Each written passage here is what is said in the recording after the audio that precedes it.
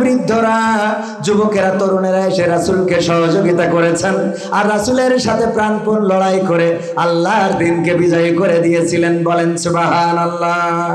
তবে এখানে যারা বৃদ্ধ এসেছেন শুনেই, কারণ আপনারাও যুবক ছিলেন, যৌবনকালটা যদি আল্লাহর রাস্তায় কাটিয়ে থাকেন তাইলে তো ভালো কথা গো।